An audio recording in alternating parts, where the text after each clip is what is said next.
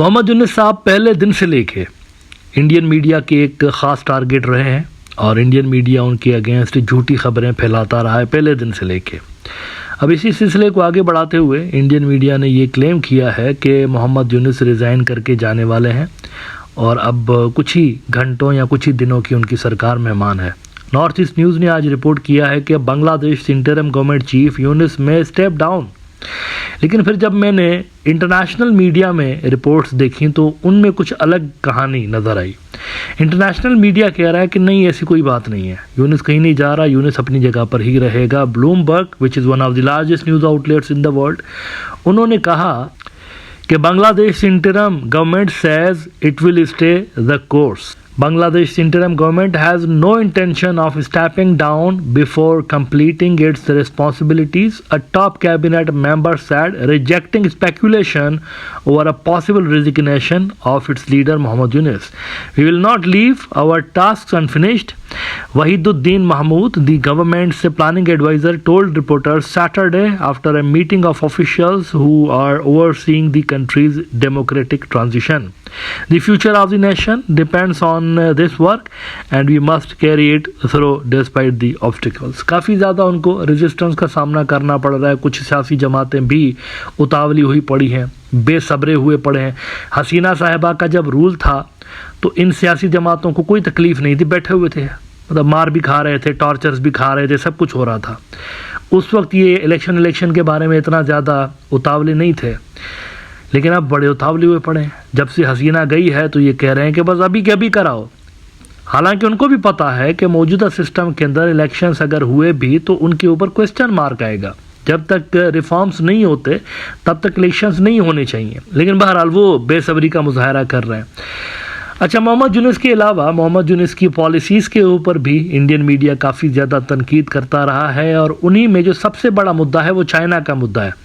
मोहम्मद यूनुस साहब जब से लेकर पावर में आए हैं तो उन्होंने दो जगहों पर ख़ास तौर पर दो फॉरेन पॉलिसी के एरियाज़ ऐसे हैं जहाँ पर ख़ास ध्यान दिया हुआ है। एक तो अमेरिका के साथ उन्होंने अपने ताल्लुकात बढ़ाने पर काम किया हुआ है, दूसरा चाइना के साथ। ना ये दोनों जो हैं वो दुनिया की बड़ी सुपर पावर्स हैं, अमेरिकन और चाइनीज़, और दुनिया के किसी भी मुल्क को इकोनॉमिकली ग्रो करने के लिए इन दोनों मुल्कों का ताउन चाहिए होगा।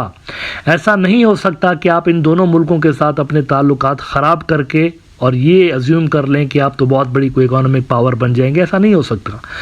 अगर आपने इकोनॉमिकली ग्रो करना है तो इन दोनों मुल्कों की आपको सपोर्ट चाहिए। अमेरिका एक बड़ी मार्केट है, दुनिया के कई सारे मुल्कों की सबसे बड़ी एक्सपोर्ट की डेस्टिनेशन अमेरिका है।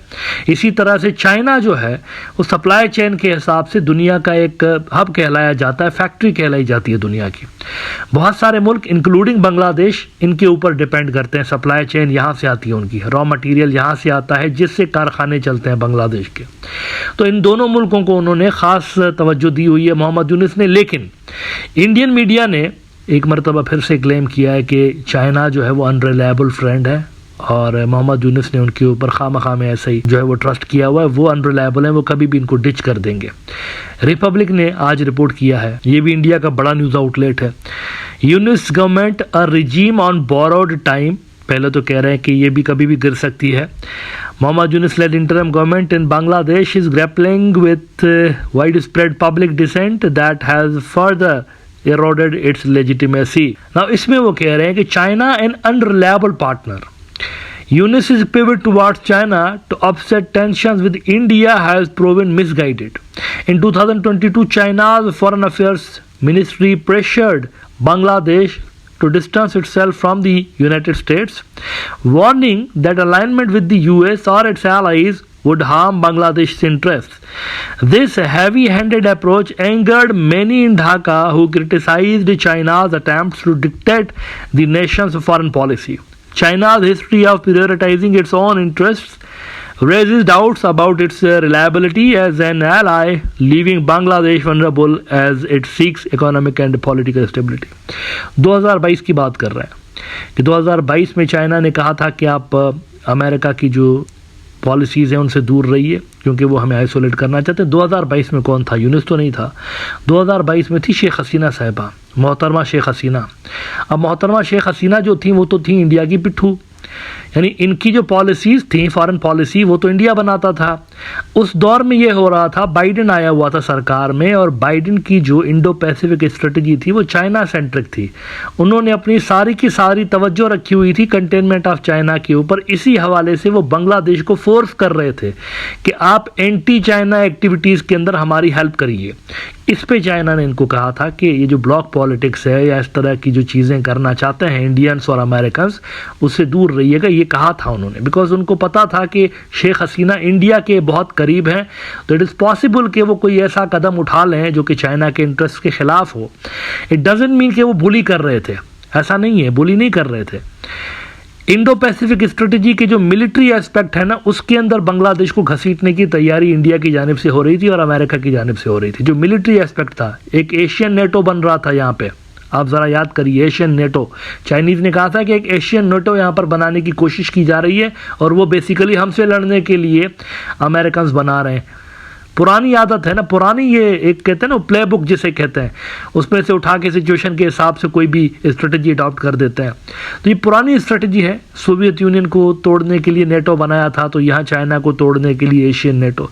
इस पे चाइनीज़ ने कंसर्न्स का इजहार किया था, सिर्फ बांग्लादेश के अगेंस्ट नहीं, सारे जनरली उन्होंने एक बात की थी कि इस रीजन के जो मुल्क हैं वो होशियार रहें, क्योंकि उनको हमारे अगेंस्ट इस्तेमाल करने के लिए कोई षड्यंत्र ये रच सकते हैं और इससे फिर रीजनल डिस्टेबलाइजेशन हो सकती है। अच्छा, बल्कि मैं आपको याद दिला दूं कि यहाँ तक भी हुआ था कि जब ये एशियन नेटो बनाने का इनका मंसूबा नाकाम हुआ था अमेरिका का, जिसके अंदर बांग्लादेश ने भी शामिल होना था, आसियान के मुख्तलिफ मुल्कों को भी शामिल करने का इरादा रख रहे थे। अब ये मुल्क शामिल होते या ना होते वो अलग बात है, लेकिन उनके जो प्लान थे उसके अंदर ये शामिल था कि इंडिया भी होगा, बांग्लादेश भी होगा, दीगर मुल्क होंगे एशियन नेटो के अंदर। जब वो प्लान धपड़दूस हो गया एशियन नेटो बनाने का, तो पता है क्या हुआ था?